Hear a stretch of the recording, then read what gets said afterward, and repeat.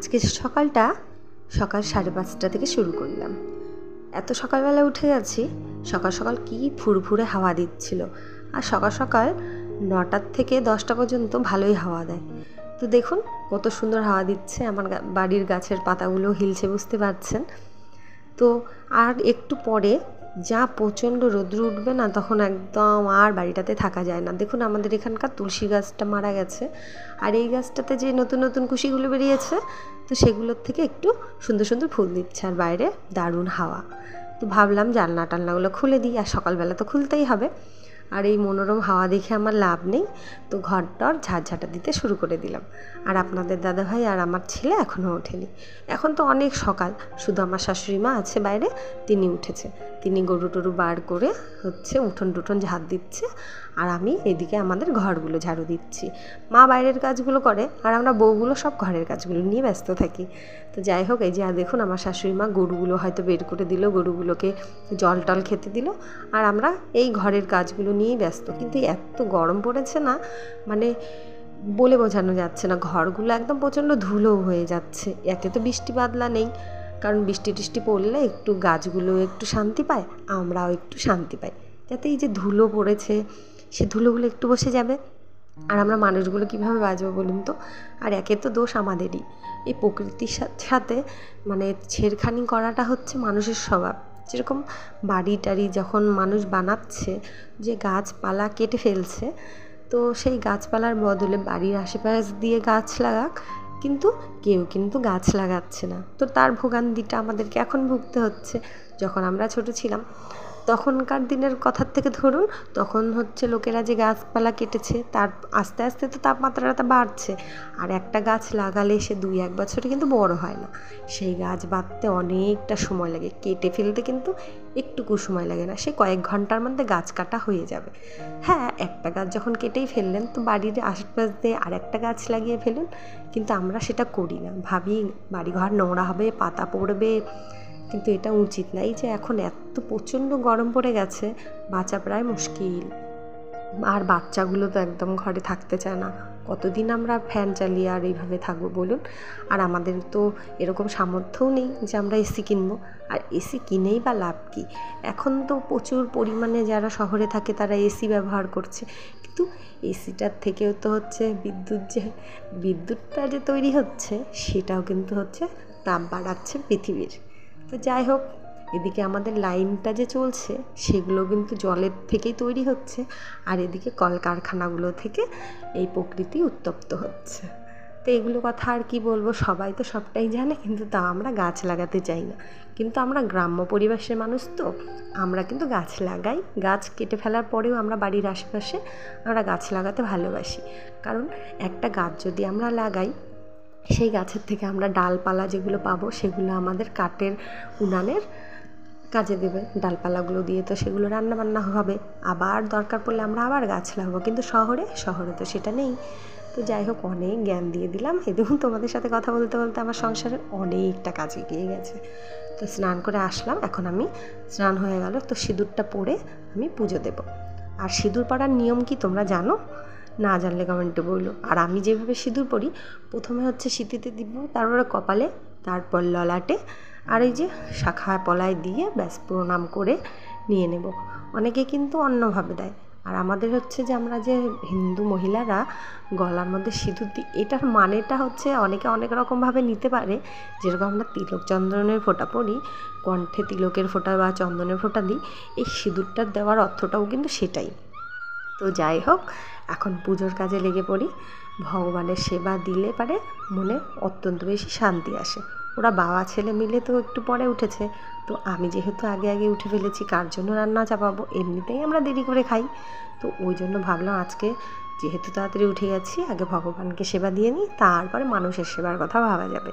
আর যেদিন একটু দেরি করে উঠি, তো সেদিন তো ব্যাস আগে মানুষের পেটের জোগাড় করতে হয়, তারপরে ভগবানের। কারণ ঘরে যেহেতু বাচ্চা আছে, আর স্বামী যাই হোক ঘরের একজন কর্তা, খালি পেটে বাইরে যদি কোথাও যায় সেটাও ভালো দেখায় না।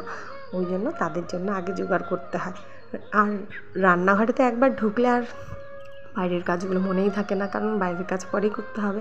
আর ভগবানের সেবা দিতে গেলেও অনেকটা সময় লাগবে, আর ঘরে ওদের জন্য রান্না করতে গেলেও অনেকটা সময় লাগবে। তো আজকে যেহেতু ওরা দেরি করে উঠছে আর আমি খুব তাড়াতাড়ি উঠে গেছি, ওই জন্য ভগবানের সেবাটাই আগে দেওয়ার জন্য সিদ্ধান্ত নিয়েই ফেলেছি আমি। এই ভগবানের উপরেই এককালে অনেক রাগ করে গেছিলাম। রাগ করে মানে যখন আমার ছেলের অসুবিধাটা হলো তখন ভগবানের উপর আমি প্রচণ্ড রাগ হয়েছিলাম। ভেবেছিলাম তোমার পুজো দিই, তোমার পুজো আচ্ছা করি, এত যত্ন নিই, তাও তুমি আমার সাথে কেন এমনটা করলে। তো যাই হোক, সে আমার সুখের দিনে আমার কাজে লেগেছে, সে আমার দুঃখের দিনেও কাজে লাগবে। ভগবান হয়তো এইভাবে আমাদের পরীক্ষা নিয়ে দেখে যে যখন তোর সাথে কোনো অঘটন ঘটবে তখন তুই আমাকে মনে করিস কি না। এটাই তো ভগবানের গুণ। ভগবান তখন ভাবে খারাপ সময়ে যখন তুমি আমাকে ডাকো, আমি তোমার সাহায্য করি, তারপরে তুমি আমাকে ভুলে যাও, কিন্তু সেটা না। ভগবান আমাদের নানান রকমভাবে পরীক্ষা নেয়। সেটাও হয়তো আমার একটা পরীক্ষাই ছিল যে ছেলের অসুবিধার সময় আমি তাকে অপবাদ করে দূরে সরিয়ে দিয়েছি, না কাছে টেনে নিয়েছি, না তার উপর থেকে আমি বিশ্বাস হারিয়ে ফেলেছি। হ্যাঁ, একটা সময় খুব রেগে গেছিলাম, পরে ভাবলাম না, তাকে তো দূরে সরালে হবে না, অটুট বিশ্বাস রেখে যুদ্ধ করে গেছি ছেলের জন্য। আর এমন অবস্থা হয়ে গেছিলো, নিজে তো কাঁদতেও পারি না কারো সামনে, কারণ আমি ভাবি আমি কান্না করবো, লোকে আমাকে দুর্বল ভাববে, কী ভাববে আমাকে, আমি কেন জানি আমি লোকের সামনে কান্না একদম করতে পারি না। তখন কান্নাটা যেমন করে হোক ভিতরে চেপে রেখে হাসি মুখে তাকে বলি যে না, আমি ঠিক আছি। আমি কেন জানি লোকের সামনে একদম কান্না করতে পারি না। হ্যাঁ, আমার মনের ভিতর ঝড় উথাল পাথাল হয়ে যাবে, কিন্তু আমি কখনো তাও অনেক সামনে একদমই কান্না করতে পারবো না। কিন্তু হ্যাঁ, আমার স্বামীর সামনে আমি অবশ্যই কান্না করতে পারি, কারণ সে ছাড়া ধরতে গেলে আমার পৃথিবীতে এখন কেউ নেই। কারণ মা বাবা যতই থাকুক, বলে না বিয়ের পর স্বামী ছাড়া কেউ আপন না। মা বাবা তো আছেই, সেটা তো আছেই, সারা জীবন মা বাবাই থাকবে, কিন্তু সে তো আমার সঙ্গী। আমি তার পাশে থাকবো, সেও আমার পাশে থাকবে। আমি যদি ভেঙে পড়ি, সেও তো ভেঙে পড়বে। সেই জন্য ছেলেকে নিয়ে নার্সিংহোমে থাকাকালীন আমি একদমই ওর সামনে কাঁদতাম না, নিজে একা একা বাথরুমে গিয়ে কান্নাকাটি করতাম। তারপরে আর কি বলবো বলুন, আমার ছেলেকে নিয়ে এত ভোগান্তি হয়েছে যে জন্মের পরে তো ওর জন্ডিসও হয়েছিল, তো সেই ভোগান্তিও ভুগেছি। তখন দেখুন, নতুন মা হওয়ার পর যে সুখটা আমরা পাই, সেই বাচ্চাটার যদি কোনো কিছু হয় তখন আমরা কি ভাববো বলুন তো। তো নতুন এক মা হওয়ার আনন্দ, এক ছেলের অসুস্থতা।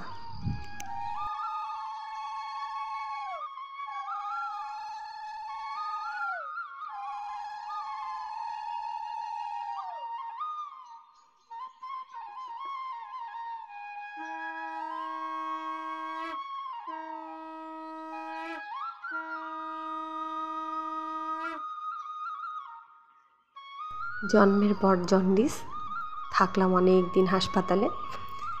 তারপর ডাক্তার ওখানে বলেছিল যে ছেলের শরীরের সমস্ত রক্ত বের করে নতুন রক্ত দিতে হবে, তাতে প্রচণ্ড রিস্ক, কারণ জন্ডিস যেহেতু হয়েছে এই ট্রিটমেন্টটাও আছে বলেছিল যদি না কমে। তারপর আর 2 থেকে 3 দিন রাখলো, আস্তে আস্তে দেখলো জিনিসটা কমতে শুরু করেছে, জন্ডিসটা। তারপর ওই রিস্কটা আর কেটে গেল। প্রায় 15 থেকে 20 দিন, 15 দিনই হবে, 20 দিন হবে না, এতদিন ওর জন্মের পর আমি হাসপাতালে ভর্তি ছিলাম। আর এই যে ব্রেন স্ট্রোকের ব্যাপারটা এখন হলো, তো যাই হোক, ভগবান করে ব্রেনের তো অপারেশন হয়ে গেছে। এখন শুধু টাকাটা আরেকটু জমা হলে শুধু আমরা আরেকটু ট্রিটমেন্টটা যেন করে আসতে পারি, ভগবান যেন এটাই আশীর্বাদ করে। তো তোমাদের সাথে কথা বলতে আমার পুজো দেওয়া হয়ে গেল। আর ভগবানের এই যে জামা কাপড়গুলো জমেছিল সেগুলো আজকে ধুয়ে দিচ্ছি, ওগুলো এখানে বাড়িতেই দেবো, বারান্দায়, কারণ প্রচণ্ড রোদ্দুর, তো ওগুলো শুকিয়ে যাবে। যেগুলো পাতলা ওগুলো তো শুকিয়ে যাবে, আর যেগুলো মোটা ওগুলোও শুকিয়ে যাবে, কারণ প্রচণ্ড রৌদ্র। এত গরম, এত দাবদাহ, শরীর থেকে সব আমাদের নির্যাস মনে হয় সূর্য চুষেই ফেলবে। তো যাই হোক, এগুলো ধুয়ে দিতে এদিকে ভগবানের 4-5 মিনিট 10 মিনিট হয়ে যাওয়ার পর আমি ভগবানের প্রসাদ উঠিয়ে নেব, কারণ বেশিক্ষণ প্রসাদ ফেলে রাখা যায় না, তাতেও পাপ লাগে। কারণ আমরা যেরকম খাওয়া দাওয়ার পর এঁঠো বাসন ফেলে রাখি না, আমার মা বলে ভগবানদেরকে ওরকম খেতে দেওয়ার পর এঁঠো বাসন তার সামনে রাখতে নেই। তো এই যে আজকে এইভাবে ঠাকুরদেরকে সাজিয়েছি ফুল দিয়ে। এখন তো প্রচুর ফুল, ফুলের ছড়াছড়ি, তাও ভাবি কিছু ফুল তো গাছে রেখে তাও কিছু তুলে নিই, কিছু রয়েই যায়। ঠিক। তো যাই হোক, এখন তোমরা আমার ঠাকুরকে দর্শন করুন। আর হ্যাঁ, আজকে কিন্তু আমি কোনো রকম কোনো কাজ তোমাদের সাথে আর শেয়ার করতে পারলাম না, শুধু পুজোটাই আজকে আমার নিত্যদিনের গোপাল পুজো আর নিত্যদিনের মা লক্ষ্মী নারায়ণ রাধা গোবিন্দর সেবাটা কীভাবে দিই সেগুলোই তোমার সাথে শেয়ার করলাম। হ্যাঁ, কালকে ফিরে আসবো আবার একটা নতুন সুন্দর ছোট্ট ব্লগ নিয়ে। আর তোমরা যারা যারা আমার নতুন বন্ধু, প্লিজ তোমরা আমাকে সাপোর্ট করে আমার পাশে থেকো। আর হ্যাঁ, সকলেই কিন্তু নিজেদের বাড়ির আশেপাশে গাছ লাগাও, বিশেষ করে কাঁঠাল গাছ, আম গাছ, এসব গাছ লাগানো ভালো, ফলও পাবেন, ছাওয়াও পাবেন। তো এই যে আমার ঠাকুরঘর দেখুন এইভাবেই থাকে। তো সকলকে টাটা, রাধে রাধে। কালকে ফিরে আসি নতুন একটা সুন্দর ছোট ব্লগের সাথে।